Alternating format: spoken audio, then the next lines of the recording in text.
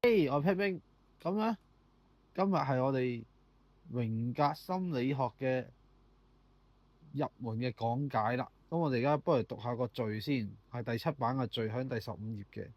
與前一版相較，這份新版雖然未做更改，這並不表示心理類型已經不需要在內容有所添增、補充或改進。凡其對本書對於心理類型的描述仍顯不足。這方面的確有待加強和充實。此外，本書從1921年出版以來，心理學界便陸續針對本人的心理類型提出探討，因此本人相當期待有學者發表一篇論文來回顧總結這些。我係有考慮過去這篇論文去整合翻 MBTI 同埋心理類型之間嘅漏洞嘅，但係始終暫時我個學術水平即係嗰個等級唔夠高啦，因為我都係讀到中五啫，但係我係好有興趣去令 MBTI 更加完整嘅，咁就睇到時點啦。留喺度。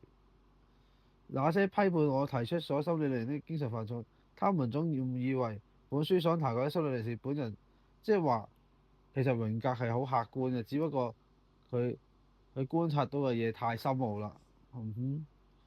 對於這樣的觀點，我必須要再次強調，我所提出的心理類型學其實是我從長年心理治療歸納出嚟，即係話其實係呢啲係佢嘅精華嚟嘅。而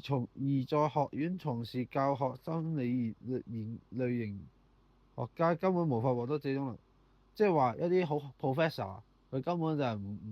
冇做過實在嘅嘢啦，即係淨係吹水啦，冇真係治療過人啦。大致上嗰本書都係咁講啊。我嘅理論佢可以跳一跳啦。我嘅理論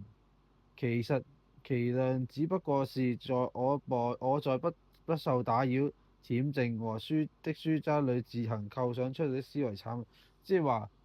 其實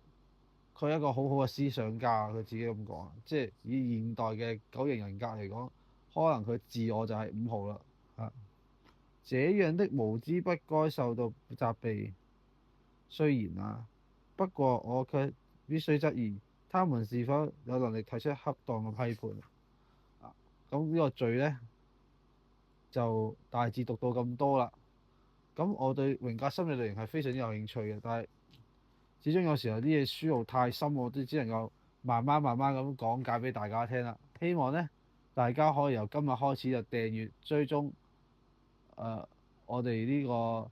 新嘅新嘅主題嘅內容啦，喺呢個 Padman Blog 嘅 YouTube channel，希望大家可以讚好、訂閱同埋追蹤我嘅 Facebook，就係 Padman Facebook，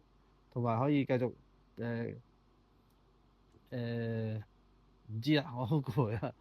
總之大致上係咁啦嚇。我食埋個晏晝咧，就應該會繼續錄片噶啦咁就拜拜。我哋每日都會更新噶，除非我真係太忙。